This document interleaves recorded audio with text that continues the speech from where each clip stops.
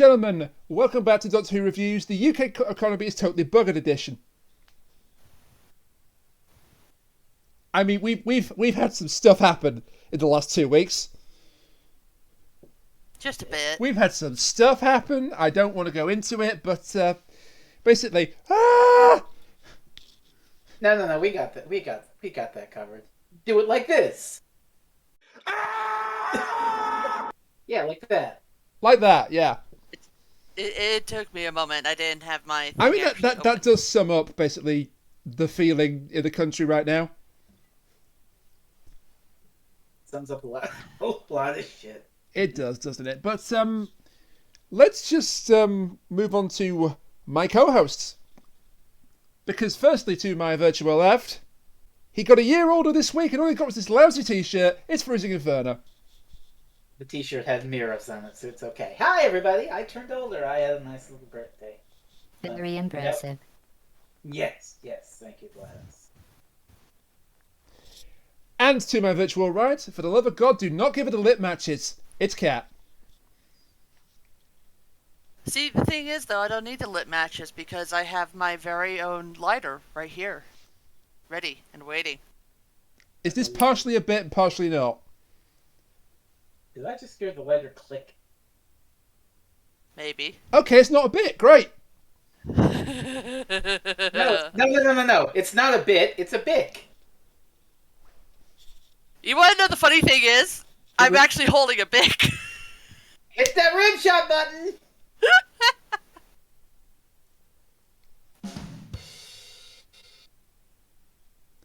Thank you. Handle. So before we were derailed by that bit of nonsense, we're here today to discuss the Series 7 finale, The Name of the Doctor. And I want to apologise right off the bat because I said something snarky at the end of last week's podcast and I was 100% wrong. Wait, what did you say? I said it's a good episode and a bad finale.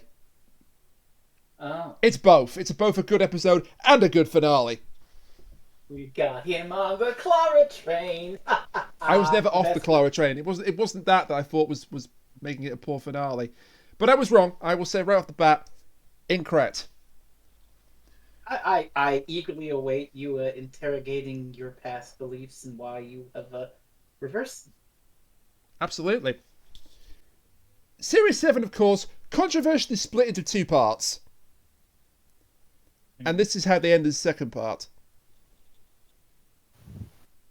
I argue that it ends the whole thing because, it goes... Series 7, it goes back to the Clara stuff.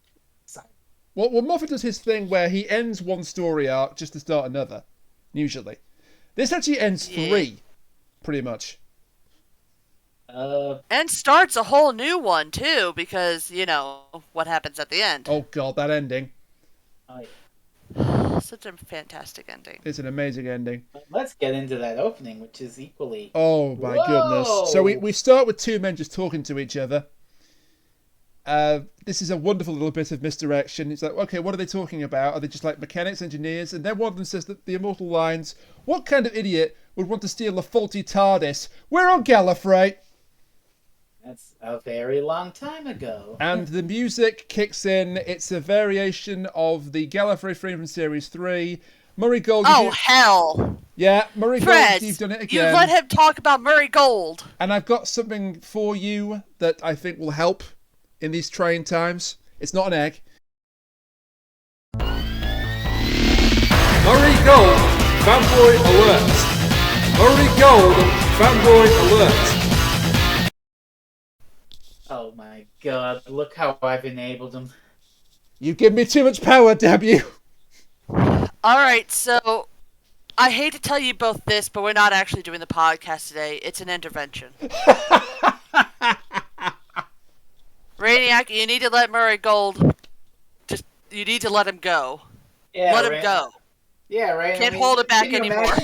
Can you imagine fucking having like an obsession over some element of the show from 10 years ago and just bringing it up every fucking time on the podcast? Oh, hey, Clara! So what you're saying is that the version of Misery where I chain Murray Gold in the basement would not fly. No. scratch that No. off the writer's pad. And Frez, we're having an intervention for you as well, for the obvious reason that you're completely awesome and perfectly fine. So keep doing what you're doing. Oh, thank you, Kat. I see how it is. But also, Clara. But also Clara. Clara! So yeah, Clara's here on Gallifrey. The Doctor is about to take a TARDIS, and Clara says, "I'm sorry, but you're about to make a very big mistake." And then we get an absolutely incredible montage, narrated by Jenna Coleman. There is so much going on in this montage. Oh. There's the coat! The coat is in the background! Yay! This episode is something for everyone. Murray Gold, Clara, Colin Baker's coat. Holy shit. Every single Doctor up to this point. And beyond. This is how you do fan service, by the way, folks. Yeah. Yeah. I mean, listen. We're gonna promote the blogging at the end of the episode, but I want you all to know that I started a Halloween marathon, and the first thing I watched was a little film called Ghostbusters Afterlife, and my brain needs this respite from that. Thank you. Was that Mike's choice? Wait, you actually saw Afterlife? No, that was my choice because I wanted to confront the fucking thing already. You poor bastard. And, Okay, we're having a new intervention about being a masochist. Kat, you requested the movie about the beach that makes you old. Yes, but that's me being a sadist. This That's might be a completely spoiler different. for later in the blog, but did the film that I picked for you this time give you anxiety? I haven't seen it yet, so I don't know. Good enough. Which one did you pick? Cube. Is that a Cronenberg? Oh! Is that a Cronenberg? I gotta look and see who the hell made Well, it's Canadian, so no. Canadian. Directors, it's a bunch of people I've never heard of. All right. Well, I'm hoping this Cube 2? Hypercube? Yeah, I'm not picking Yeah. the sequels or the prequel. And there's Cube Yeah. 0. If Why you do you enjoy need a- Cube when you watch it, do me a huge favour. Just watch Cube. Yeah, yeah. It's one of those things where the prequel and the sequel will ruin the original. Oh. Fun. If you didn't enjoy it, knock yourself out. But don't actually knock yourself out. That would be painful. So, Clara, a whole But bunch there's of so shit. many references here. She sees all the old Doctors, nearly all the old Doctors. For some reason, the fifth is absent. Oh no, he's not. No, yeah, sorry. He's there. He's just like floating in a void. Yeah, from I an forgot. episode I Space don't think Chicken. I've seen. Do you Space want to Chicken. know? You want? Yep, it's from Arc of Infinity. And Of some of these course, scenes never actually aired in the context that they aired in. For example, the second Doctor never ran in his fur coat on the beach. That we know of. I think that's like the third Doctor clip of him driving the car. I think that's from 5 Doctors. I think those two are.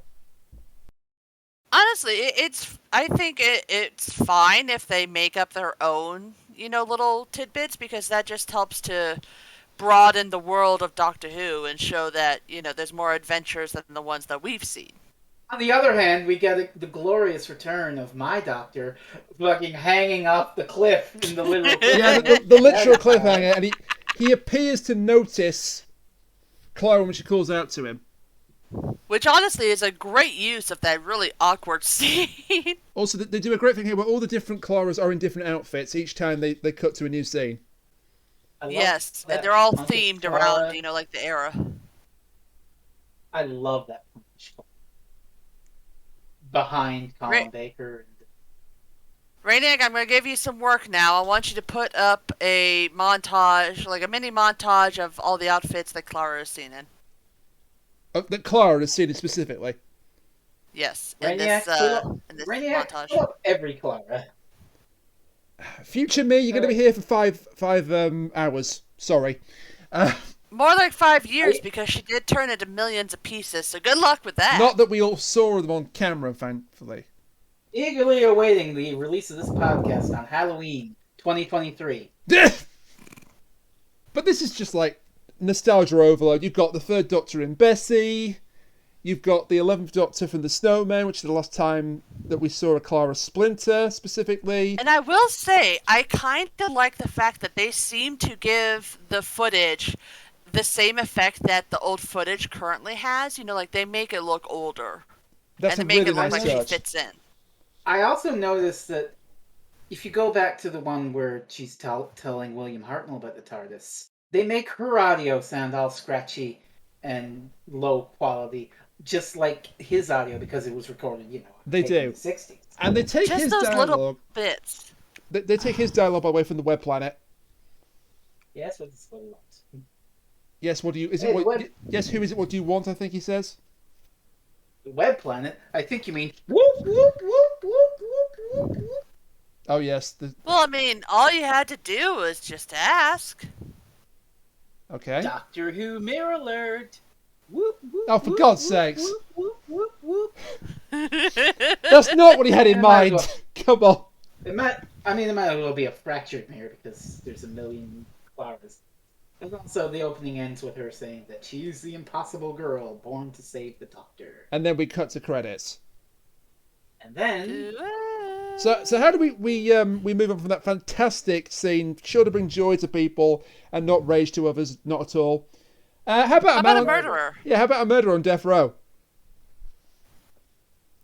That's just going to bring the. Does the anybody tone know right if down. Clarence DeMarco is a real person or not? I could not find anyone called Clarence DeMarco, and I did look. Because I'm kind of wondering, because Vastra, who comes to meet him in just a minute, says that he's there for murdering 14 women, and I wonder if they're trying to imply that this is Jack the Ripper or something. No, Jack the Ripper killed 6 that we know of. I cannot think of a Victorian murderer in real life that killed 14 women. So I think this is an original character. But I don't know. To be honest, he's in it for about a minute, so it doesn't really matter. He did get, incredibly, he gets a DVD extra bit all about him, which sets up this little scene in the jail called Clarence and the Whisper We're not Men. here to talk about that because it's not part of the actual series. I just say it exists. If you really want to go search it, it is on YouTube, I'm sure, somewhere.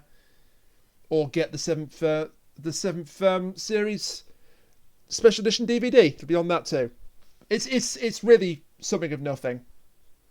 It's over in 60 seconds. This scene is over in less than 60 seconds. Basically, he wants a pardon from the Queen for killing 14 people. Vestra gets a great line saying, "One word from you can save me from the rope." Vestra turns to him and says, "Then you may rely on my silence." Ouch. God damn. I will say it does seem to be a popular theory that he could be Jack the Ripper, because there was a previous episode where Vastra specifically said Jack the Ripper won't be on the streets anymore. Yeah, she ate him. As TV Tropes once said, Jack the Ripper is eaten by a Silurian off screen. Bloody hell. I don't know, but it just seems to be a semi-plausible theory. But Semi. This guy has a plot hook. Yes, he does. He knows all about the Doctor. Because in the babble of the world there are whispers if you know how to listen. And then he drops the important line. The Doctor has a secret, you know. One he will take to his grave. And it is discovered. That's important. So important, in fact, that Vastra decides it's time to get the gang together. Oh god, this little Time for a scene. conference call. This little scene is so funny. All right, you take this, Rain. Thank goodness they didn't use Zoom, because this would have been way worse. Yeah, I forgot about this little scene with Strax. I love Strax so much. Strax is perhaps the MVP of this entire story. It's the best thing ever, because Vastra's like, "Where's Strax?" And Jay says it's his weekend off, and it just, they talk about how they hate that he's there, and then it turns to a scene where he's just like tackling somebody through some plate glass in Glasgow. In Glasgow. Yeah, I love this. Like, Strax's idea of a holiday weekend is to go to Scotty Botland and fight the locals. I can only assume this must be a bar of some kind, right? Because it looks like it's a bar, but it's completely empty, which is weird. You've never heard of the phrase "Scotty bottle" instead of Bonnie Scotland? No, It's a spoonerism. England's strange. But anyway, this scene basically is the equivalent of all this time Kato attacks Inspector Clouseau in the Pink Panther films. It's like he just hires a large Scottish man to attack him and try and kill him at every opportunity. Oh God. Although in this case, it's just a fight club, and Strax breaks the first rule, and he told somebody about Fight Club, so therefore, we got an issue. And then the fight is interrupted by a messenger boy who Strax mistakes for a messenger girl. This is not a sexism joke. This is just that Strax has trouble differentiating genders. Because there are no female Sontarans. He's always calling Jenny boy, for example. It's just supposed to be a funny thing. The Sontaran doesn't see gender. Ha ha ha. Yeah, it's not meant to be a sexist dig. I still kind of cringe every time we do this. I can understand that. But it's not like, oh my God, it destroys the entire episode. So they sent a telegram to Scotland, and it says, Strax, you need to come right away. So he just asked the Lord Scottish man, his name is Archie, to knock him out. He gets a large hammer and says, right. He raises his large hammer, and then Strax says, no, better use this instead. Oh, no, even better. It's not a hammer. It's a pot. Oh, yeah. And Strax just hands him a massive shovel. Where he got a massive shovel from... It may take a while. It's like bigger than Strax's head. It's massive. And the whole point is that Vastra, Jenny, and Strax are going into the dream dimension. I wouldn't say it's a dream dimension, because they, at one point, Jenny's like, oh, I love the surroundings. And Vastra says, yes, I was getting tired of the Taj Mahal desktop theme. Why are these characters so great? It could be a dream. You could change it however the hell you want. Well, I know it's a dream because they specifically said that you can time travel through dreams. But I'm just saying that it also seems like they have some sort of hub, so it's less that they are in a dream world and more that they have a hub where they gather everybody to meet. Whatever it is, it's fun and gonzo and inventive, and they all meet up. They've sent out invitations to other people, and one of the people who gets it is Clara. Clara, yes, the impossible girl, except she isn't at this moment in time. Oh, hey, and there's some kids here. Who are they? I am so happy to say this is the last time we ever see these two. Thank fuck for that. There is a god, and he is glorious. They tease Clara about her trying to make her souffle, which the whole point is she gets to say, this time I will be a souffle girl, which we obviously have heard back in Inside of the Daleks. This might be me, going really hard against people who aren't bakers, and the fact that I'm also technically a classically trained baker. Souffles aren't that hard. No. Well, no, but the trick is to make them not collapse. I mean, that's also not hard. It's like souffles are not that old myth where it's like you can't open the oven, you can't make loud sounds? That's not true. Yeah. It's all about the eggs and how well you beat them. I mean, I remember watching great British baking shows, and there's so many collapsed souffles. This is Kat watching Clara try and fail to make a souffle. Yeah. Uh-oh. So anyway, Clara gets a message on a really nice envelope. I caught that, but I was trying to be nice and not dwell on it, but I failed.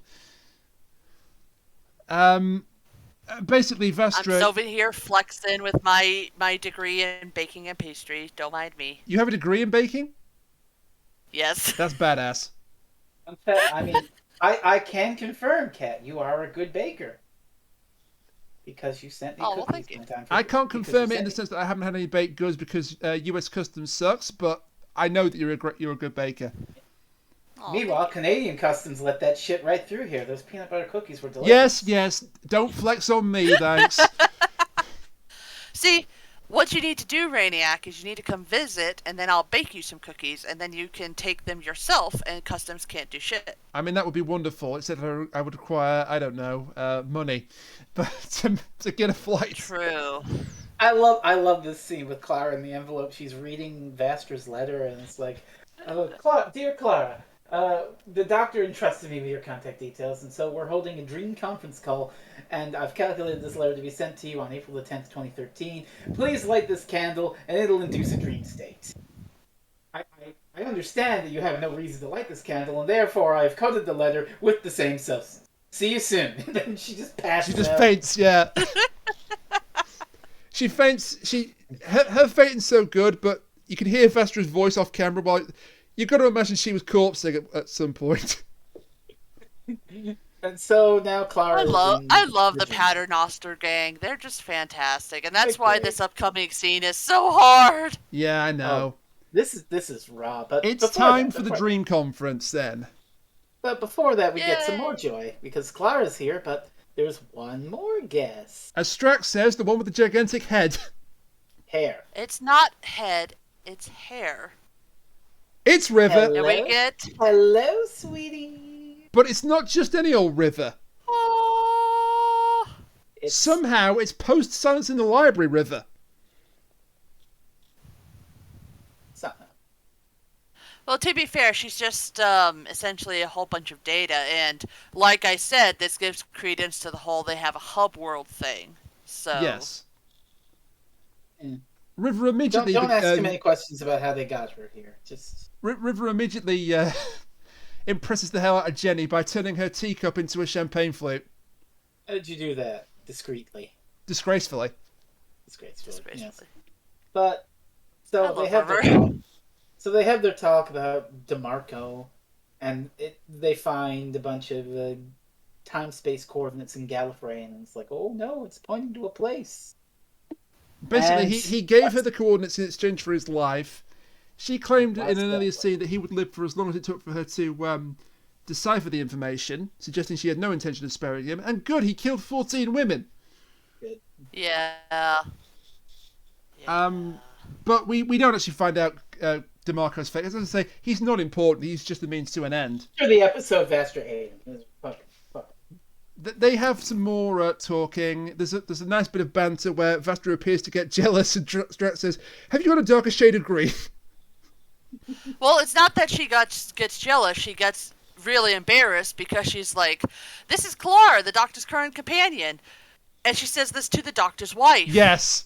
And That's so it. she's like, "I mean his current traveling partner." Assistant. This is awkward. And Clara gets offended by the word assistant.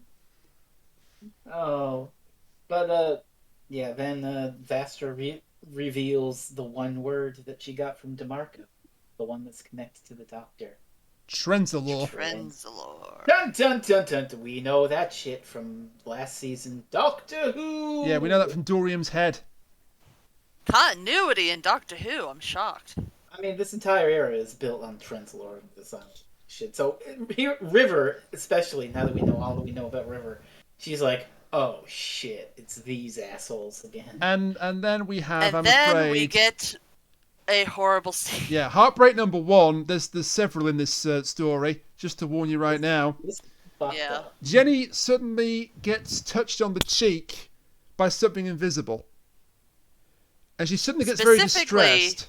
something in the room because they are cutting between this room and the room that Jenny and Vastra are in, where it turns out Jenny forgot to lock the door. And then she starts crying. And apologizing, and then she says, "I'm sorry, Mom. I think I've been murdered." "Jesus This is Christ." a horrifying scene. And then And she she- fades away in the dream world. She drops a single tear, and she fades away. Yeah. And then River is like, "Oh shit, something's going on. Vastra, you have to wake up," and smacks the shit out of her. To where she does wake up to our I guess, henchman of the day? I would call these the Monsters of the secondary episode. antagonists, the Whisper Men. Well, technically, as we'll find out later, they are the villain, but also they're just like bodies for the. It's weird. Yeah, at this point we don't know that though. So the Whisper Men. Have you seen the Sarah Jane villain, the Trickster, at all? No. No. No. Okay, I will just get on that for a second. But these guys do resemble the Trickster in the sense that they have no facial features. They've just got a mouth. I assume the Big idea black is... mouth with a whole bunch of teeth. I assume the idea is that they just put like a cloth over some actors' faces. Probably. And the trickster is... If you just give me 5 seconds... Yeah, that's the trickster right there. This guy. This guy. That guy. This guy. Quite the looker, isn't I he? can't see it because my Discord is currently messing up, so give me a second. Oh, hang on a minute. That didn't work. Oh, well done, Microsoft Edge, for shitting the bed. There we go. I got on the page. This guy. I got you. This guy. Spooky. Quite the looker, isn't he? Yeah. That was actually the main antagonist of Sarah Jane Adventures. In the episode with the doctor. He's mentioned in Turn Left I see. that the Beetle is part of the Tricksters Brigade, but he never actually appeared in Doctor Who. He's a character that should have shown up, but just didn't for whatever reason, and I have no knowledge of any scripts that he might have been in. It just feels like if they want to do a spin-off between, or a link between the two shows, he was the best villain to go with, but it didn't turn out that way. Anyways. Yeah, wherever the Doctor's friends wake up, they are surrounded by these horrible creatures. Well, before we get to that, we should also mention that during the little conference call, as Jenny was getting the discomfort, they were trying to figure out exactly what the meaning of the words that the prisoner said. And they happened to mention that River's song knows the Doctor's name because she basically forced him to tell her. But that will become important later, in the episode that's called The Name of the Doctor. Yeah, it's amazing how that might be important information. Who knows? And there's also the fact that River said that they misunderstood what the guy said. But we don't get an explanation until Clara wakes up and she meets the Doctor, who is there in the house. Well, before they wake up, they get... all the paternosters are woken up, but River and Clara in the dream get the Whispermen come in the dream hub. Yeah. And then there's someone talking to them, and it's Richard E. Grant! The Great Intelligence is back. Hey! You shouldn't Hooray. have. No, really, you shouldn't have. This is not a slight Richard E. Grant at all. I just think that this character, of all the potential villains in Doctor Who's canon, if you will, this is the one you choose He's to be a the little biggest threat. disappointing. Not his acting. His acting's fine. Let's face it, this should be the Master, shouldn't it? It makes more sense when you remember that in October 2013, so like between this and Day of the Doctor, they announced that they found Web of Fear, which has the Great Intelligence. Yeah, okay, so it might have been I think Moffat had to have known. I would also argue about the fact that what happens where the Great Intelligence basically murders himself. And you wouldn't want the Master to be the one to do that because then you can't bring the Master back ever. until you do. So it makes a little bit more sense for it to be the Great Intelligence because, that's basically a nobody. Let's face it, if they wanted to, they could bring it's the a Great Intelligence classic in the Doctor heartbeat. Who villain that you can kill. Yes. Yeah. It isn't a fucking Dalek or Cyberman. Also, Stretz gets woken up by having champagne thrown in his face. Yes.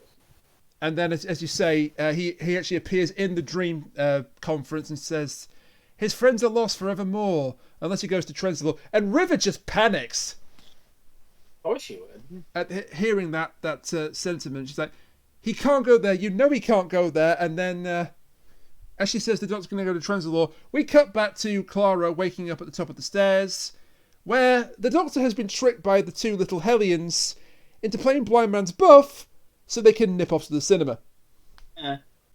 Which is great, because we never have to see them again. Hallelujah. Hey, Kat, imagine a world where we kept up with these kids and they were in the forest of the night. I would have quit. Or one or both of them were in Kill the Moon. No, 100%. I would have quit. I if they think, kept actually, being and the girl was supposed to be in Kill the Moon in an earlier draft. And- Shit posting, are you fucking kidding me? And they invented Courtney when they didn't want to use her again. Oh my I'm leaving. God. Bye. No, gone. please don't. Please don't. We're not going to mention that again. Please don't. You're on So thin ice, which is also a great episode that I would have missed if I quit the series. Punching a racist. Yeah. Anyway, okay. So, yeah. So Clara tells the doctor about all this stuff, and I love Matt Smith's acting in this scene, where he's like, "Are you sure it was Trenzalore?" And he just breaks down. And then runs away. Holy fuck. Well, not far, because he just goes inside the TARDIS and, Clara comes to find him. And the doctor mentions that he's heard Trenzalore before from, pardon me, I'm probably going to be horribly butchering the name, Doria Maldovar? No, you're close. Maldovar? Dorian Maldovar, yeah. The Blue Man Group member who got ousted. And turned into a head. He's a fun character, but yeah, Dorian. Just call him Dorian. He gets a mention here because, of course, he was the one to mention the Fields of Trenzalore back in the Wedding of River Song. The Wedding of River Song. Which is Along with the whole Doctor Who.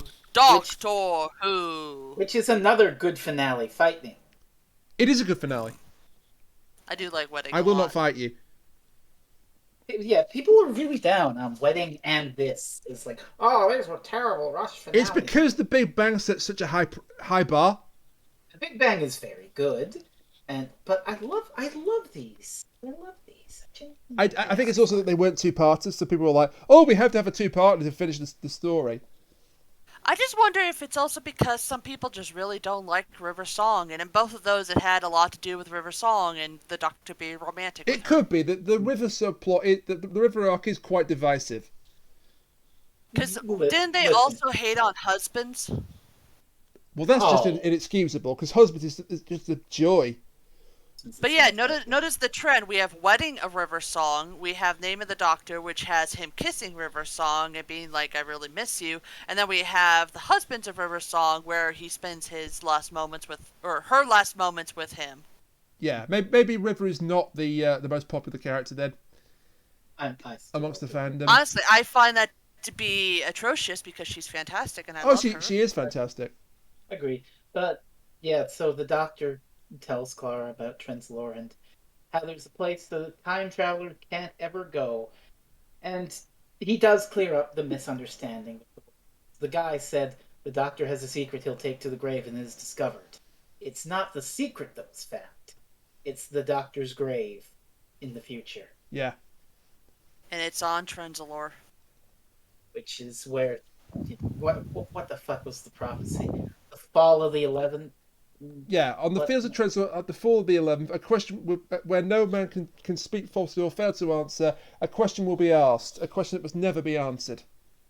Doctor Who. We don't get to that resolution until the Christmas special, the time of the Doctor. Even so, this still does have the question being asked on Trenzalore after the fall of the 11th, so... But he doesn't answer it. River. Well, he doesn't, but we'll get to that in a minute. But, yeah, so they're going to take the TARDIS there, but the TARDIS doesn't like the crossing the Doctor's own timeline. Freaks the fuck out, shit blows up. But look, they make it's not her fault. The TARDIS is really into Ghostbusters, and she knows you're not supposed to cross the streams. Oh, God. Yeah. Now you made me remember the movie again. Oh, fuck. But you're right. He takes the TARDIS to the... He takes the TARDIS to the side of the grave. The TARDIS doesn't like it because this is crossing his timeline in the worst possible way.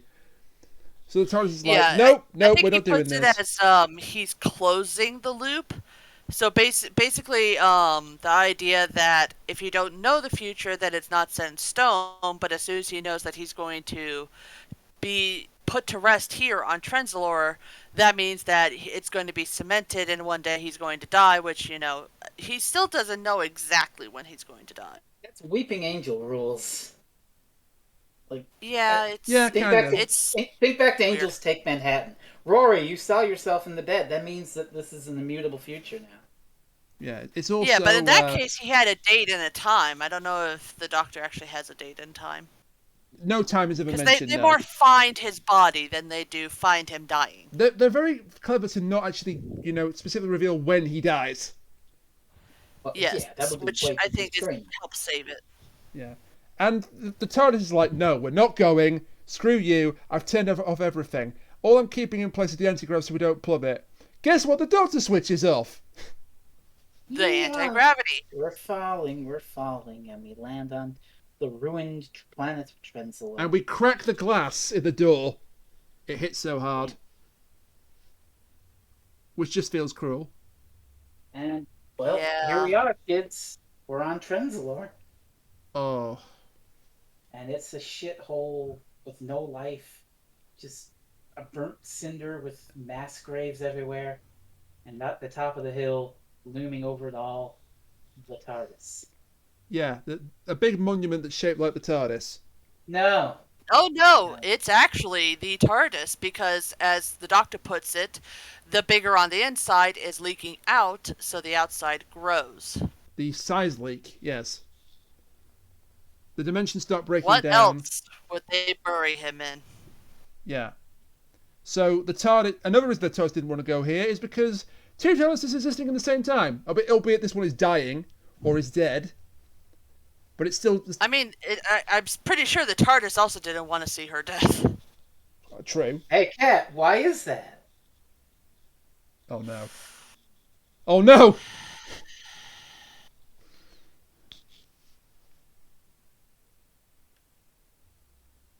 So an echo of River's song appears to Clara because she kept the psychic connection open so she could talk to her.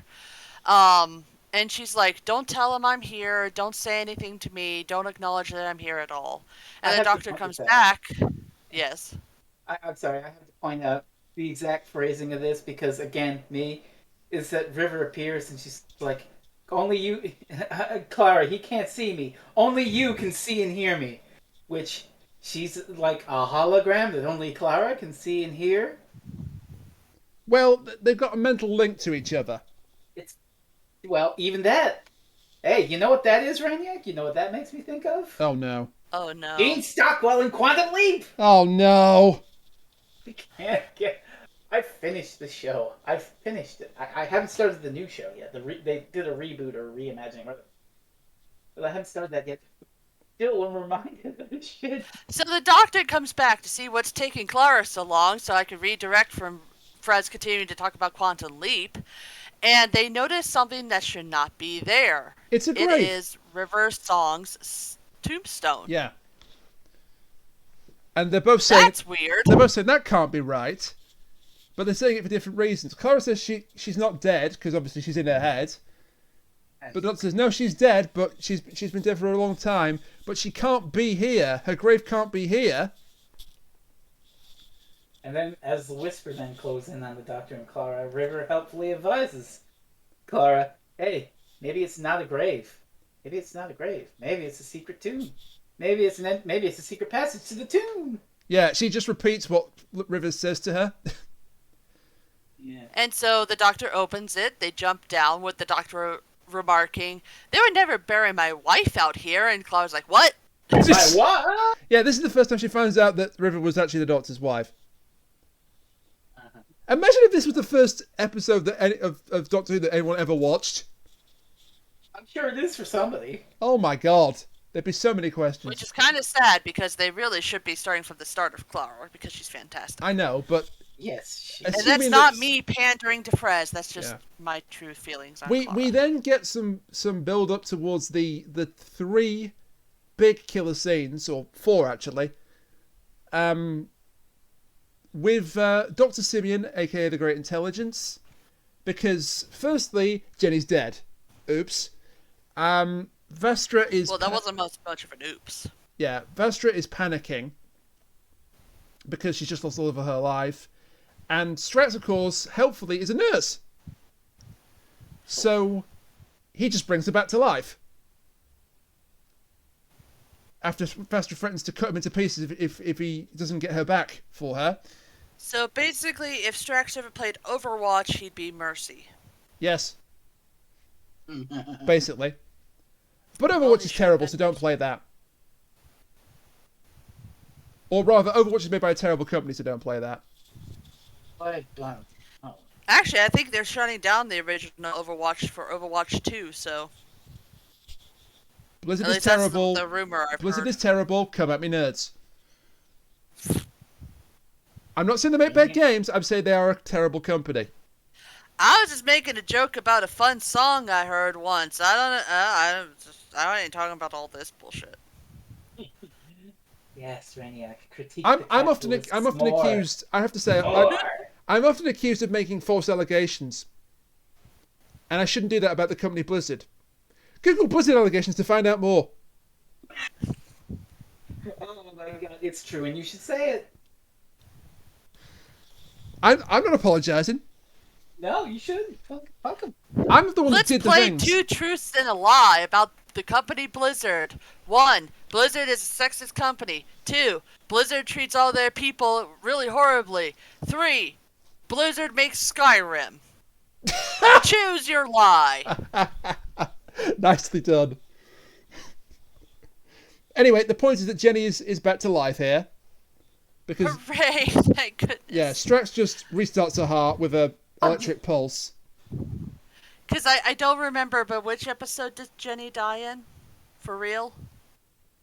I'm fine. I'm right here. So Shut up! Jenny, I'm emotional. She does not die for real. I'm pretty sure she does at one point. Or not permanently, no. No. I'm gonna have to look it up again, because I The last time you see Paternosters are in deep breath and they... She's alive then, yeah. So. I swear at some point she actually dies. Oh, no, I know what you're thinking of. Here? You're thinking of later in this episode. No? Well, she doesn't actually die. I'm gonna find it. I can only think you might be thinking of a character played by the same actress in another show. I don't think Because so. I'm pretty sure Jenny survives not just Doctor Who, but also the Big Finish spin-offs. Of which I've listened to, it's precisely one, and it's kind of great. So, Maybe I'm Paternosters thinking are of something completely different. I don't know. I just seem to remember a time where she died and it was like the end. But it's like she died of old age. No, I don't remember anything about that. Neither do I. Anyway, It's like Strax does get a nice says line. Here, shut up! Let me talk, damn it. Right. It says here in an audio that she eventually died of old age, but honestly, I really remember her dying someplace else, but I don't remember what it was. Let me just stick my head back on my shoulders. Jesus! Well, maybe if you guys would stop interrupting me and talking over me every time I try to say something, I wouldn't get so listen, fucked up. I've been trying to say about this live for 3 times. I keep getting blocked off. So, Strax says about the heart being a relatively simple thing, and Jenny says, I have not found it to be so. Now, of course, he's talking about the heart as a organ of the body. She's talking about the heart in a deeper sense. Vastra says it, not Jenny. Sorry, Vastra says it, not Jenny. Sorry. I'm keeping that in. It's fine. I'm keeping that in. Okay. I guess it's falling apart. That way, I don't come across as a complete smart ass. Then, of course, Dr. Simeon / the Great Intelligence shows up, congratulates Vastra on repairing her pet. Yeah. But he was just trying to get her attention. And well, he got it. he welcomes them to the final resting place of the cruel tyrant, of the slaughterer, of the 10 billion, the vessel of the final darkness. Welcome to the tomb of the Doctor, and then lightning strikes, because of course it does. Oh, hang on. I got something for that.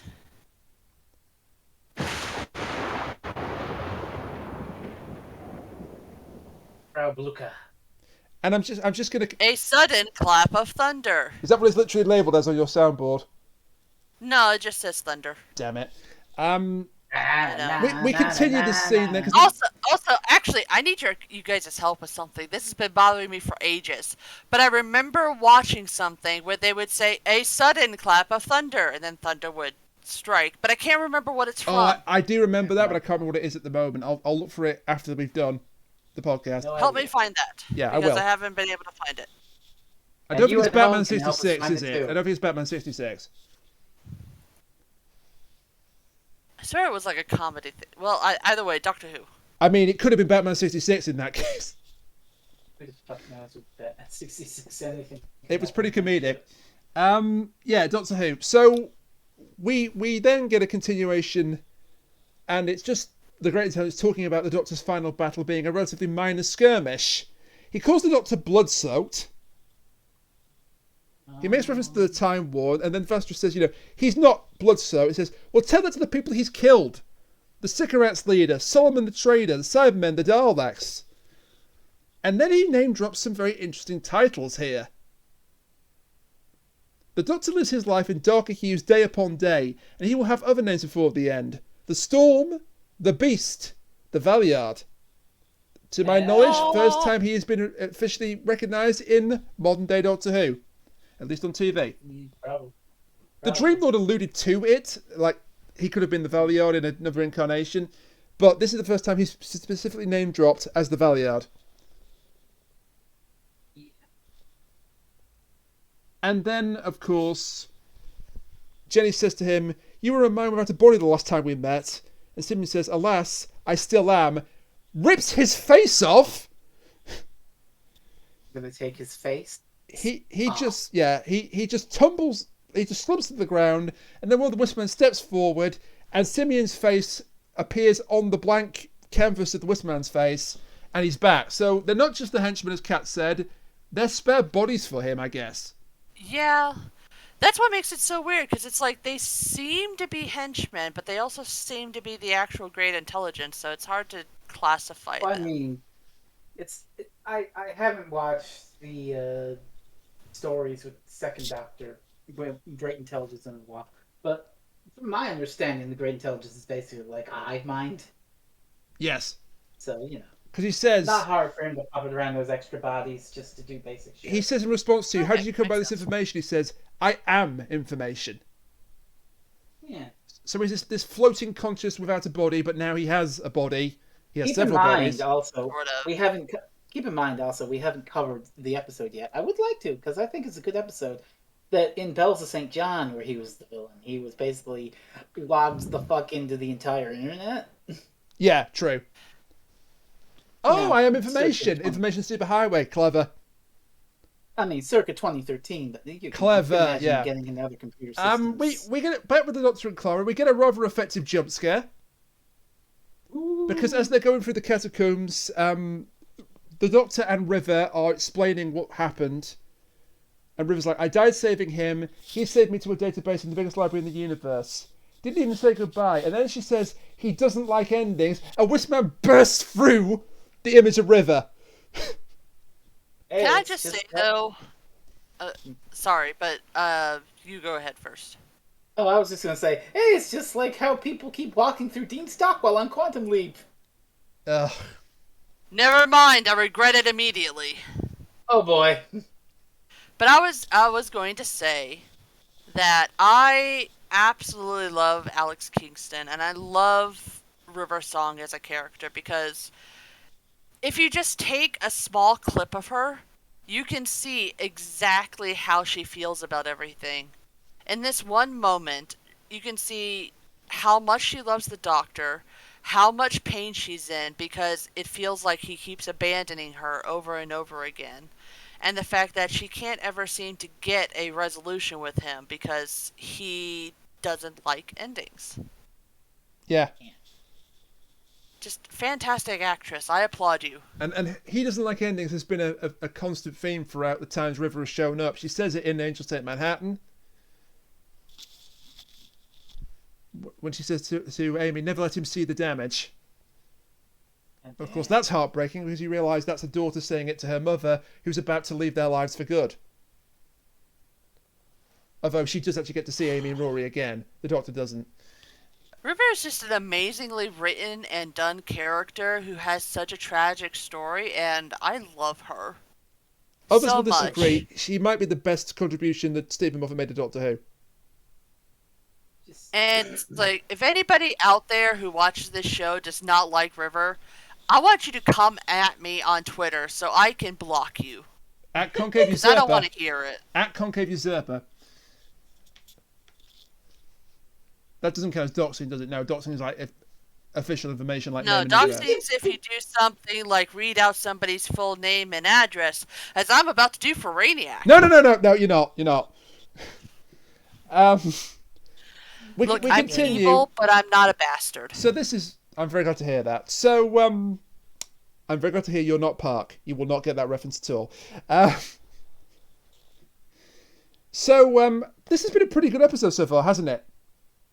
Yes. So how do we bring it down? How about a flashback to Journey to the Centre of the TARDIS? Ugh. Oh boy. Yeah, well, it kind of has to do this, It does, because as they're going through the catacombs, Clara starts to have memories she shouldn't have. Because we haven't covered it, but Journey to the Centre of the TARDIS is an episode about a journey to the centre of the TARDIS.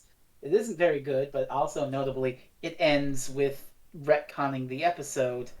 In a way, it's sort of retconning the episode, going back in time so that it never happened, technically. But yeah. It's a little hard to explain. But let's just put it this way. Clara has these memories because the TARDIS is slowly dying and the dimension fields are all fucked up, so she's remembering things from another time and dimension that she honestly should not remember whatsoever. Remembering another timeline, and it's scenes of the Doctor confronting Clara and saying, "Who are you? How the hell did I keep meeting you? I met you at the Dalek Asylum, I met you in Victoria and London, and both times you died and you're still here. How can they be you?" And naturally, our Clara doesn't take kindly to wondering, what the fuck? How was I alive in other times but died? What the fuck do you mean? Yeah. So they cut through the they do cut through the tomb, and they end up to where the Great Intelligence and his Whisper Men are holding the Paternoster gang at bay. If I can nitpick just a little bit, it doesn't really matter, but it's just one of those things where people like to do these nitpick things when they're watching something they like, just for the sake of fun and badness. But that's my whole shtick. It's not really a legitimate, like, ding, CinemaSins critique or any shit like that. But, like, they were making a secret entrance into the tomb, the Doctor and Clara. And then they come out, but the entire thing is, with the Great Intelligence, Doctor, open the door and let me in the tomb. It's like, where did they come out from? Yeah. But I'm fine with it, because I don't really care about those sort of things. Yeah, honestly, I think it makes more sense, because quite obviously when we get to it, we'll see that the control room is the actual Doctor's tomb. That's where his quote-unquote body is being kept. Yeah. And so they seal that off so that nobody can actually get into it. But we also have the fact that the TARDIS is growing bigger in size. So it's a way to get into the TARDIS, the dying TARDIS. It still hurts to say that. It's a way to get in there, but it's not a way to get to the actual tomb, because you still have to climb up the several thousand feet of stairs or whatever. You see this? I want to address everyone who sincerely gives a shit about, like, plot holes and gotcha Nia. You see how easy it was for Kat to rationalize out the plot hole using logic and reason and just thinking about the story? Why can't you do that all the time for shit like this? Yeah. Miss me with this fucking. Why did we don't need it? By the Mordor shit? Particularly when all that does is diminish what is actually a really, really good scene, which is both sinister Frez, as hell. I hate to tell you this, Frez, but the same people who do shit like that are also the same people who are perfectly fine with the racism and. Yeah. You're right, and it depresses me. This scene is both sinister as hell and actually oddly comedic, courtesy of Strax. Because when the Doctor refuses to open the tomb by speaking his name, he orders the Whispermen to stop his friend's hearts. The Great Intelligence, we should emphasize. The Great Intelligence orders the Whispermen to do this, not the Doctor. Stop the hearts of the Doctor's friends. Strax picks up a stick, because he's a badass, swings it at one of the Whispermen, and he pierces it. And then the hole immediately closes up again. And this is the moment where, what do you mean stop their hearts? He means literally stop their hearts, because he reaches into Strax's chest and is about to calamar him. And in this, Calimar, not calamar. Calimar him. All right.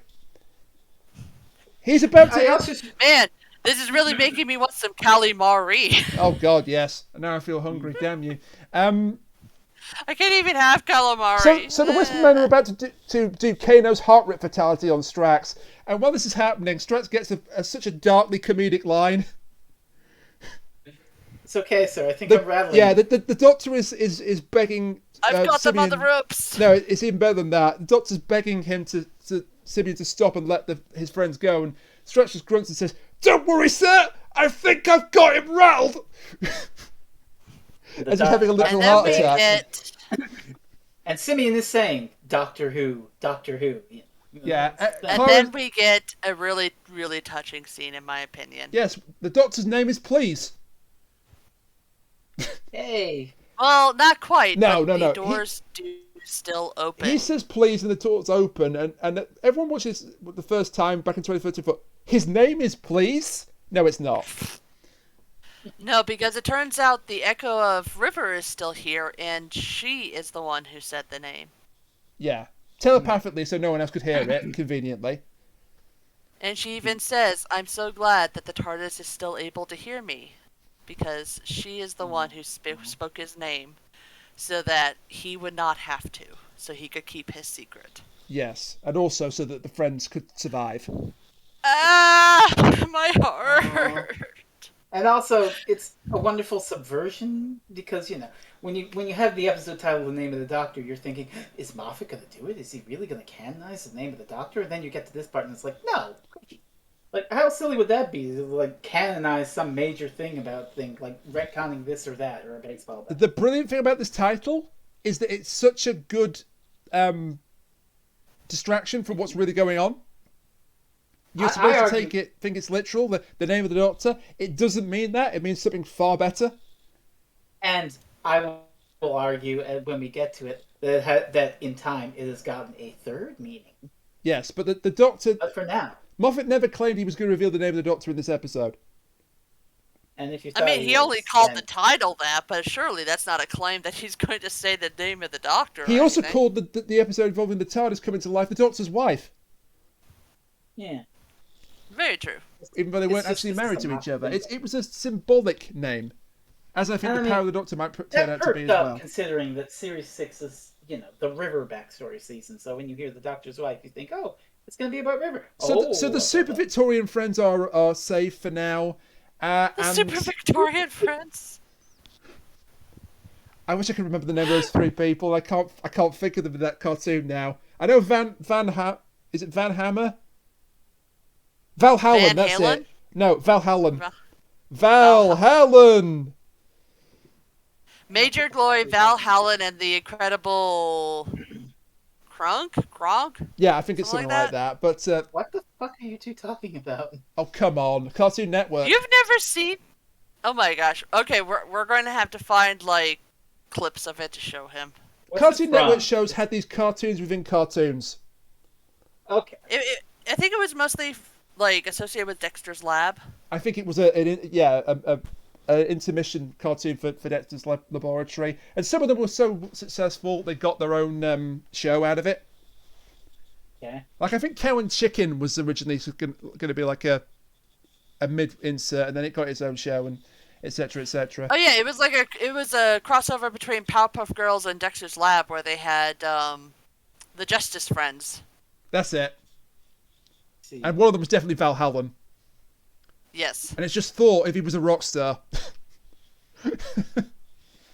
It's kind of great. So what's in the Doctor's tomb? The Infraggable Kronk. That's what it was. The Infraggable Kronk, that's it. The Infraggable Kronk is in the Doctor's tomb? No, he's not in the Doctor's tomb. It's a body, except it's not. It is a big white column of light.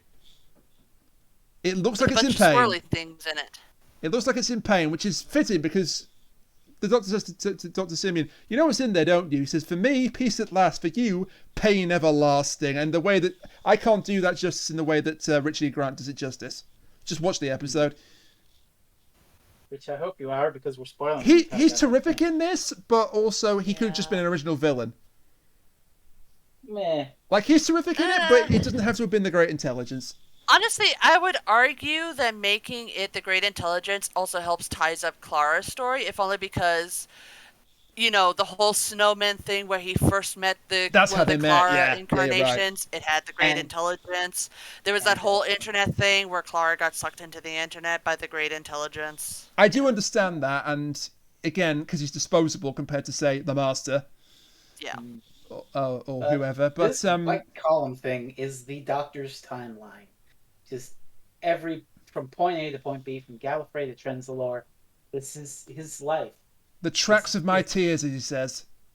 Goddamn. And then we get more nostalgia because he points his Sonic at the white light, and we start hearing Doctor's voices coming from within it.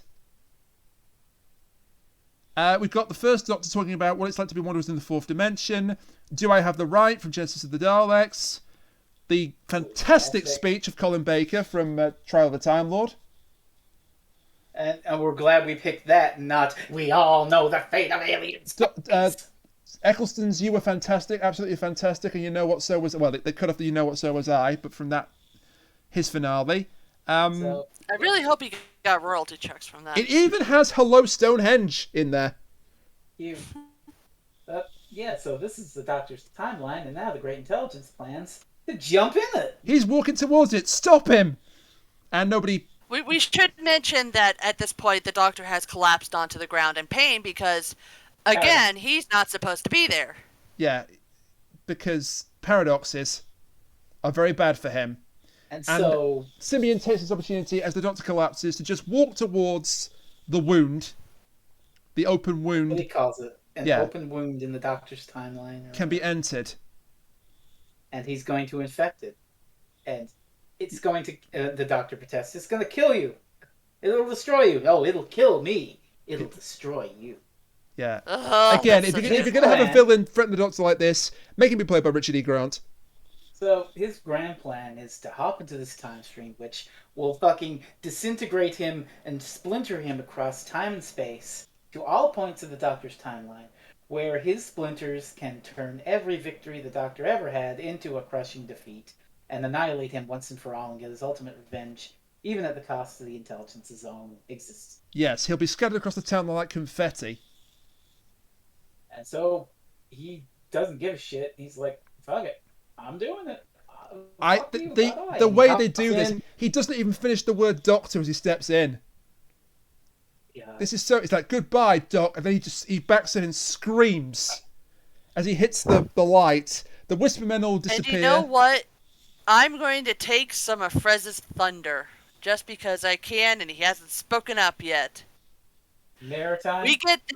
We get this great scene where it's a montage of all the scenes that we've seen before, but with Clara in it, but this time it's the Great Intelligence, so they, in fact, are mirroring each other. Hit the button. You know what? Hit the button, Cat. You earned it. Doctor Who Mirror Alert. Doctor Who Mirror Alert. Don't worry, I got one of my own that I've been saving, so... I know, I just wanted to mention this one. And the final thing that Simeon says is a very ominous, "It is done," off camera. So now the Doctor is dying all at once across his timeline. Thousands of deaths at once. The universe is being rewritten as the Doctor is being rewritten. Vastra... And somehow, this is Madame Kavarian's fault. Everything is somehow Madame Kavarian's fault. It's funny to think about. Oh, come on, guys. That's no fair. We all know she's not truly villainous. Oh, cut! No. Oh, look, I have to put on my silence conspiracy tinfoil hat for a bit here to talk about this episode's place in the arc. It is deeply funny to me that Kavarian goes through all this energy that, I hate the Doctor. Ooh, I'm going to engineer an entire time travel scheme, and I'm going to predestine all of human history just to kill him. And she keeps doing this and blowing up history. And in the end, it turns out in this timeline, it didn't even matter because he died at Trenzalore anyway. Yeah.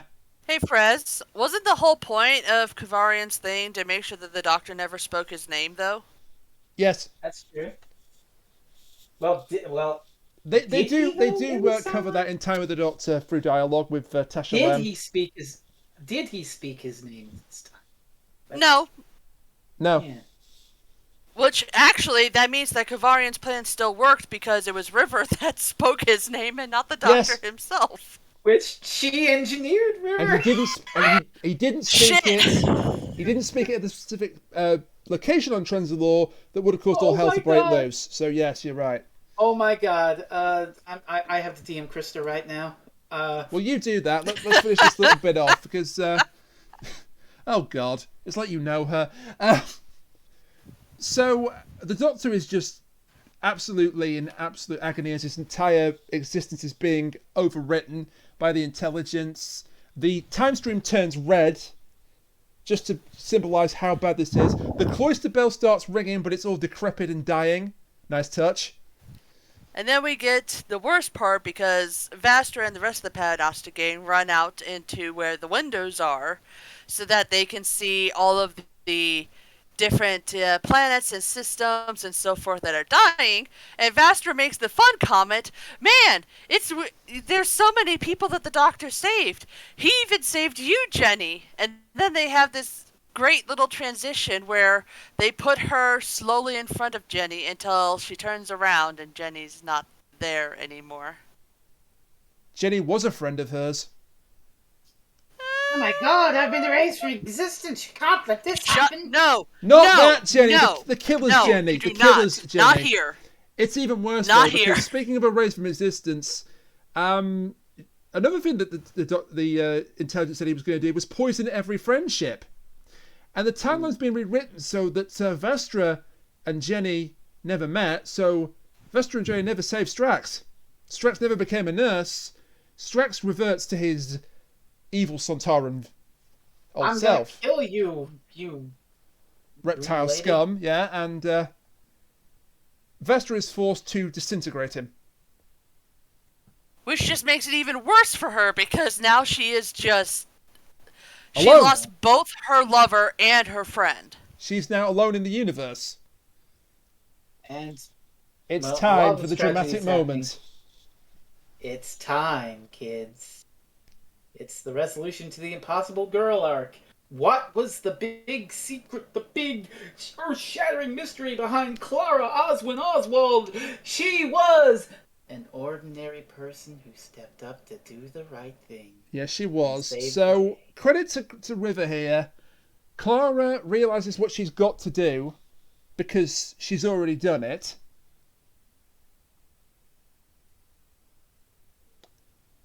She's got to walk inside the timeline. Yeah, River is saying, don't do this. The Time Winds will tear you into a million pieces. But And the she's Echoes just- will save the she's Doctor. gotta. They won't be you. The real you will die. They'll just be copies. They'll be real enough to save him. And then we get called back to the souffle. The souffle isn't the souffle. The souffle is the recipe. Is it the only way to save him? River just nods. Then Vastra enters the tomb and says, the stars are going out. Jenny and Strax are dead. Is there anything we can do? And then Clara, says, well, I'm souffle girl after all. The Doctor is begging her at this point to not do it. And then of course, I think we need to give Frez the honors. Absolutely. Frez, what does she do as she approaches the timeline? Turns back to the Doctor, and she says, oh, well, after I do this, I want you all to remember, to remember me. You know what? To think of me. You know what? Actually. And she turns around and says to the Doctor, run, you clever boy. And she hops in that timeline, splinters herself into a million pieces, and that's why we've seen the Souffle Girl, Oswald in the Asylum, and Clara Oswald in the Snowman, and all those other Claras in the opening, and untold other Claras. She splinters herself. She does a thing to save the Doctor's life, and in this moment, here's where I'll reveal the meaning of the title that's come up. You know what the name of the Doctor is, after all? It's Clara. oh God. God damn it. Because, really think about it. In the Capaldi years, they build up this whole Clara's the Doctor's equal thing. And this is where it starts, because Clara is present in every Doctor Who adventure. So, in a sense, she's there parallel with every Doctor in every story. So, she becomes the Doctor's equal. One could also argue that she did a very doctorish thing where she jumped into something even though it would risk her own life and probably end it in order to save somebody she cares about, and that's a very Doctor thing to do. Exactly, that Yeah. too. That's the entire resolution of the arc of this season. And we also get a call It back to isn't- that scene where she stopped the Doctor from taking the TARDIS. And the first time it was played sinister. This time it's like you're about to make a big mistake. Don't steal this TARDIS, steal that one. It's a lot. You'll have a lot more fun, but the navigation system's knackered. So right from the beginning of Well, you the got canon, that reversed, but yes. yeah, right from the beginning of the canon, Clara was there to make him make the right choices. But also, it's interesting to think about the finale. I talked about this at the top, the fact that this subverts the arc of the season. It's like, oh, you think it's an earth-shattering mystery, but actually, Clara's just an ordinary girl. And like, on one level, on a textual level in the show, it's sort of an indictment against Matt Smith for being too worked up and not seeing the person behind the mystery. But also, Moffat gets a lot better about this substituting the finales in the Capaldi years. Here, it really is, and I can understand why people would be sore about the finale in that sense. It really is a trick. It's like, ooh, what's the mystery? There's a big mystery. What could the mystery behind Clara be? There is no mystery, you idiot! You fell for it! And I can understand being upset by that, but it's 10 years on. We know the deal. We can binge watch and go back and rewatch it, and I think it's lovely. I agree. I mean, Yeah. and the sad thing is, I think one time, very early on, I used to be in that sort of it has to make sense category. No, it doesn't. It's science fiction about a time-traveling box. Of course it doesn't have to make perfect sense. It makes perfect sense. So anyway, the timeline has now turned white again to prove that I suppose everything's back to normal, and Jenny and Strax are back and alive. Fantastic. And we're all restored. We're not all restored. Clara's in there. Oh, this scene. Oh god, this hurts my heart. And the doctor is planning on going in to save Clara, and the hologram River is protesting. No, you can't. It'll kill you. And he keeps on saying he's going to do it, and she's like, "Please, for the love of God, just listen to me." Which, here's where I'm going to drop my mirror. What did we know? What did we know about the echoes of Clara at the beginning? They're always there in time to save the Doctor. They're always there to save the Doctor, and the Doctor can't usually hear them. What do we know about River in this episode? Oh my god, no. You madman, do not even insist. She's an echo of River, who the Doctor can only hear sometimes. Cat, hit the button! I'm going to argue against that because I think that the Doctor could always hear her. He was just ignoring her, and he says that he was ignoring her because he was afraid it would hurt too much. Not her, him. Yeah, let me be clever. Oh, fine. I'll give you partial. Doctor Who mirror alert. There you go. Good enough. Good enough. Okay, literally partial. Literally I half of the alert. But yeah, so then River's like, "For the love of God, listen to me," and she goes to smack him, and he catches her hand. Yeah. How did you do that? I'm not really here. To which he just looks at her dead in the eye and says, "You're always here to me, and I always listen, and I can always see you. Why didn't you speak to me then?" "Because I thought it would hurt too much." River says with tears in her eyes, "I believe I could have coped." Doctor says, "No, I thought it would hurt me, and I was right." Oh, my heart. Oh my god. And then we get kind of a silly bit, which I wish that they hadn't put in, but also I'm kind of glad that they put in, where they share a very passionate kiss, and it's beautiful. And then as they part, the Doctor realizes nobody else can fucking see her, so how does that look to everybody else in the room? "No one can see you." Goodness knows how that looked. And he just cuts to them, and they're just like, what the hell is going on? What is he doing? And so the Doctor finally says goodbye to River Song, like he's going to come back. The only way. Yeah, but River, before she parts, she does say one last thing. "I was meant to link with Clara. If she's really dead, how am I still here?" Ooh. And so he says, "See you around, Professor River Song." Oh, come on. Include the whole thing. He says, okay, how? And River just looks at him and says, spoilers. And then, "Goodbye, sweetie," and she vanishes. And shout out to the transcript here. It doesn't just say that River vanishes. It says, Melody Pond, daughter of the TARDIS, vanishes. Oh my god. Oh. Oh. And so the Doctor takes a moment to steel himself and steps inside his own time stream, and there's a whiteout, and then we cut to Clara. She's still going through her montage saying, I don't know where I am, I don't know where I'm going, where I've been. I was born to save the Doctor, but the Doctor's safe now. I'm the impossible girl, and my story is done, and therefore Clara finally lands after falling for what seems like an eternity. And oh my god, this scene. Stephen Moffat, you evil genius. This scene. The ruin of the timeline, wherever the hell they are. Yeah, because she can hear the Doctor, her Doctor, the 11th Doctor, in the distance, saying, Clara, you can hear me, I know you can. And Clara said, I can't see you, I'm everywhere. Everything around you is me. And we start seeing figures dressed as different Doctors running past Clara. We see we had the 4th Doctor with his distinctive scarf. We see the 1st Doctor. We see somebody that looks a little bit like Christopher Eccleston. Someone in the Peter Davison cricket jacket. Do we see 10? I can't remember if we see 10 or not. I don't know. But basically, all the different faces are here. His ghosts, his past, every good day, There's so much poetry just in this one scene alone. And it's about to get even more poetic as the Doctor reaches out to Clara. Yeah, so he says, what's wrong, what's happening? She says, what's wrong, what's happening? My time stream's collapsing on itself. I'm inside it. Get out there. Not till I've got you. I don't even know who I am. You're my impossible girl. And then here's the bit where they cheat. Because back in the Rings of Becca 10, the leaf got destroyed. And I said back in the review I did, we all thought the leaf would be important and it would play into the finale. It can't now. It's gone. No, it plays into the finale. Somehow he sends her the leaf symbolically. Hey Frez, remember just a few minutes ago where you were like, man, there are all these assholes who keep nitpicking stuff for the sake of nitpicking. Yeah, I remember that. This is me saying I was wrong again. It is a beautiful little moment where he uses something from both of their pasts in order to give her an anchor onto herself so she can remember who she is. Don't at me about this. No.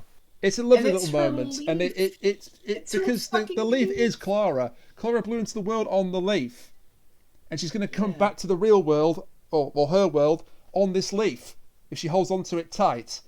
Then the Doctor shows up. So beautiful. Yeah, it is beautiful. And then a lovely scene between the Doctor and Clara, where he shows up, says, take one more step, you can get to me. How do you... And you can do it. It's impossible. You're my impossible girl. How many times have you saved me, Clara? Just this once, just for the hell of it. Let me save you. I'm real, Clara. And then she gets into his arms, and the music turns all sinister again. And I have to say it, I'm sorry. It's such a regret of mine. This one piece of music has never been officially released, ever. Thanks, Murray. Thanks, BBC Are Copyright. we still waiting on a season of music to come out anyways, like season 10 or something? Yeah, just tell that to Audrey, who runs a Twitter account about things that have happened before the Series 10 soundtrack came out. Like, the Queen of England died before the Series 10 soundtrack came out. My God. But I just gotta... Jenna Coleman, holy shit. This is a fantastic performance. You know, God. The slight limp she has from landing weirdly, the tears running down her face, the look on her face. Fuck. Because as they embrace, we see one more figure. And this figure's got his back to them both. We don't see his face. But he looks kind of familiar. He looks a bit like a very, I don't know, distinguished older actor. So who the hell is that? Clara doesn't know. The Doctor knows, but he says, never mind, let's get back. Well, who is he? He's me. There's only me here, that's the point. Now let's get back. But I never saw that once as Clara. I saw all of you. 11 faces, all of them you. You're the 11th Doctor. And here's the line. Here's the goddamn line that lives rent-free in so many people's heads. I said he was me. I never said he was the Doctor. My name... My real name is not the point. Suck it, nerds. The name I chose is the Doctor. The name you choose is like a promise you make. He's the one who broke the promise. And at that point, Clara faints because she's gone through hell and back, I guess, at this point. And so he has a brief conversation with this mystery figure who says, "What I did in the name of sanity." To which Eleven replies, "But not in the name of the Doctor." That's why it's called that. That's why it's called that. But also, the name of the Doctor is Clara. Yeah, And right. also, it turns out that the true name of the Doctor is John Hurt. Oh my god. This was just an amazing moment the first time this came out back in 2013. Absolutely. Mind-blowing. Because this never leaked out. They kept this secret somehow. In an era where leaks were happening like confetti in Doctor Who, this never got out to the best of my knowledge. Maybe it did, I didn't see it, but I didn't see it. So this was a genuine surprise. And my first thought was, wait a minute. Why does that voice sound so familiar? Oh my god, it's John Hurt. And, in 2013, it's obvious. What? How can he be the Doctor? That's impossible. What? And people are wondering, why do we never see the Doctor climb out of his time stream and get back to his real life? We were supposed to. Does it matter? Well, no, but we were supposed to.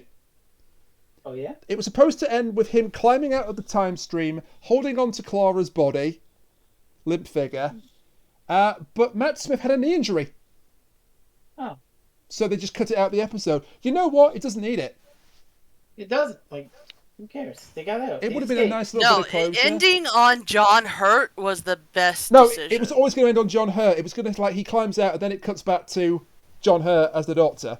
But I agree with you. The way they did this, so much better. That's the name of the Doctor. My God, what an episode. Yeah. And I think it's not until because in this one I just watched it on Amazon, and in this one it just had him as John Hurt is the Doctor.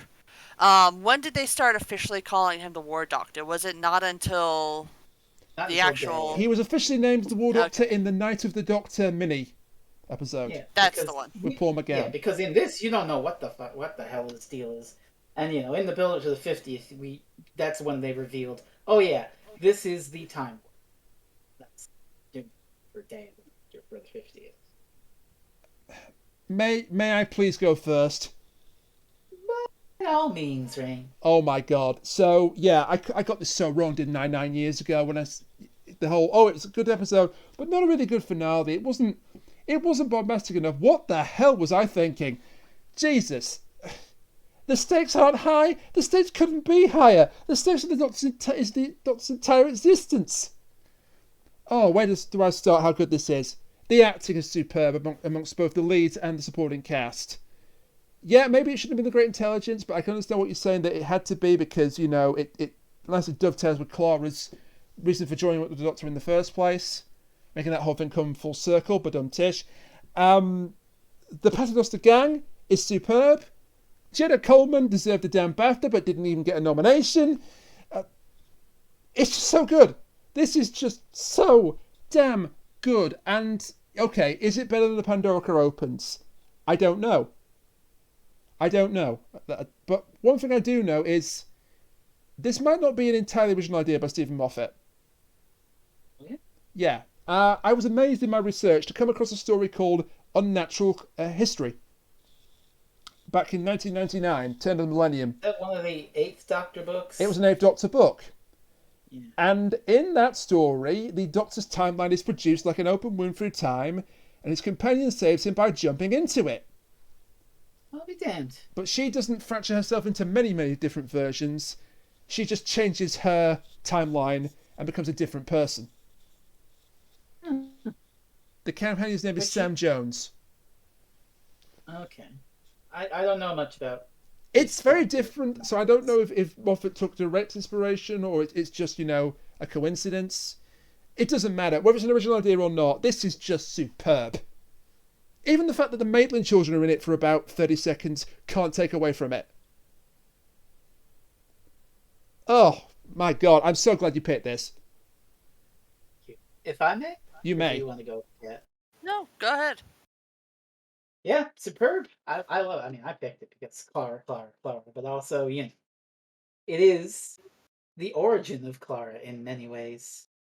This is the story where her Capaldi era characterization comes to the front, where she becomes an equal to the Doctor. One would argue that those qualities were always there, like in Rings of Akaten, when she steps up and saves the day. But well, this is when it really solidified. And yeah, it's got this great resolution to the season as a whole. It's got that tease of Trenzalore that's going to come up in 2 episodes' time. It's got the tease with the War Doctor that's going to come up in 1 episode's time. And it's got the Great Intelligence who's used well as a disposable villain who's also menaced Clara. And really heartbreaking moments, especially involving River. This is superb, like Rainiac said. Like, I love it. I can understand if some people were annoyed by the Impossible Girl bait and switch, where it's like, she's important, she's important, she's probably going to shake up canon. Just kidding. It's a bait and switch. I tricked you. She's just an ordinary girl. I can understand it. I don't feel it, but I can understand it. So, Name of the Doctor is excellent. I loved it. What did you think, Kat?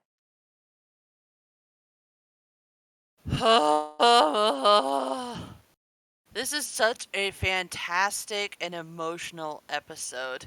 It's not just the resolution of a whole bunch of stuff, but it's also the lead up to just an amazing, amazing episode that has, not only David Tennant and Matt Smith as the doctors, but also the late, great John Hurt, who was just fantastic. So, if you're going to lead up to something like that, you have to have something good, or else people are going to riot. And this was honestly fantastic, just beautiful. You, you had the emotional tones of loss and, regaining the ones you love. You have Clara jumping in and, resolving the Impossible Girl arc and showing how much she cares and adores the Doctor. You've got, River's song making a reappearance and her emotional turmoil, and oh my gosh, my heart. It's fantastically acted. It's fantastically written, in my opinion. It's got fantastic people in it, and I absolutely love this. I love it so much. And in my opinion, you should absolutely watch this, and then watch Night, and then watch Day of the Doctor. All 3 in order. Watch Time for that. Which one was Time again? That was the one The after final one, the Day? Christmas episode. Yeah, Trenzalore. That one I'm a little less okay with, just because it was a little hokey to me, but It's the weakest of the 3, if you adore. don't count Night of the Doctor. If you consider it a trilogy, it's the weakest of the 3. I would agree, but I also really like it because, Trenzalore, Silence Arc Resolution. It's my shit. But I'm glad that we all liked it. Any more to say, Kat? Nope, that's it. So what the hell are we doing after that? Well, it's my pick. Boy. And I think it's the perfect time to do something I've been wanting to do for a very long time since we started doing these older episodes for our podcast every week. Oh. It is the best month of the year. It's Halloween. Yes, Halloween is a month, don't at me. And so I think that we should start looking at some of the scariest episodes in Doctor Who history. Although scary is a relative term. I think it certainly fits the bill here, though. It's finally time, people. It's finally time to do this. Here comes the swerve. Next time on Doctor Who Reviews, David Tennant stars in The Impossible Planet and the Satan Pit. He finally did it. Science! Rabluka. Well, I mean, if you want science, I have this. That works too. Yeah. I have a whole soundboard of just Halloween stuff. I will accept right off the bat this is not the best ever objective episodes of Doctor Who. I don't care, it's my favourite of David Tennant's entire run. Really? It's got Satan in it. I just love it to death. Well, we'll see if I enjoy it on the rewatch. I mean, look, you know how I've been feeling about David Tennant lately, but all the Quantum Leap stuff, all the good, I'm kind of gotten a little more mellow about the whole nostalgia thing. I think I can handle. Well, I'm not trying to steer you into a possible direction for your next picks. It would be nice if we could pick some scarier things for Halloween to tie into your blog. Don't worry. I got something for you. I have a feeling I might know what you're going to pick. Too. I have a feeling I know what you might going to pick. Yeah. But also, we've got to, if things are to be believed, sometime during Spooky Month we have, the end of the 13th Doctor. Well, if I got this right, next weekend it's going to be my pick. Then it's your pick the weekend after that, so that would be the 16th. It would be my pick. It'd be Kat's pick again. 23rd, it would be 23rd would be the Power of the Doctor, and then the 30th, the final day of the month, or the final weekend of the month, would be Kat's pick. I think you got the math wrong, but we'll figure it out. Yeah, I think we all get one pick plus the Power of the Doctor in there at the towards the end. I do believe we do. So it'll all work out like that in the end. But speaking of the end, Rainiac, where can you find us lovely people? You can find us lovely people if you so desire on Twitter at ReviewsDoctor, individually at Rainiac the Maniac, at Freezing Inferno, at Concave Usurper, and at the Kachiri. And for Twitch, it's twitch.tv/Rainiac// Freezing Inferno / Concave Usurper and / the Kachiri. Forgot that for a second. Buy Back to the Nth Hour, Volumes 1 and 2 by Krista Bittier. I hope Krista, on a personal note, enjoyed us talking about this fantastic Matt Smith episode. Buy The Tower of the Trees by Sean Dillon. And join us next time for... Oh, if I may. Yes, you may. Go to fresnosravingrants.blogspot.ca, where I'm posting 16 more Screams for Halloween. A month-long marathon. Bi-daily, every 2 days, I post a little write-up about a piece of spooky media. For October 1st, as I said, I watched Ghostbusters Afterlife. And by the time this goes up, I will have watched the second thing I'm doing, which is tying into that, watching a couple episodes of the real Ghostbusters cartoon from the 80s. Ooh. Nice. Just to compare and contrast, nostalgia with the actual fucking thing. Oh, so you're going from something shit to something good. Excellent. Oh, at least I hope it's good. I mean, it's just, it's basically a Saturday morning cartoon. The bar is kind of low. I remember it being really, it wasn't mediocre. It was a little above that because it actually had some thought and some ideas to it. I also remember the toys being fucking bomb. Okay, They were the best. I'll tell you the one episode I remember. It was not a spooky episode. It was a Christmas episode, and I shit you not. I'm going to tell you the premise of this episode, and it's absolutely insane, but I swear it's real. The Ghostbusters accidentally travel back in time to Victorian England, and they travel into a Christmas carol. They catch the ghosts of Christmas past, present, and future, and create a bad timeline where everyone is like Scrooge and fucking hates Christmas. Wow. And that's all I have to say. Rainiac, say goodnight. Good night, Rainiac, and join us next time when I fanboy even more over everything as we look at David Tennant and Billie Piper in The Impossible Planet and The Satan Pit. I hope to God I'm not hyping this up too much now to be a disappointment. I probably am. Until next time, bye for now. Bye. Bye.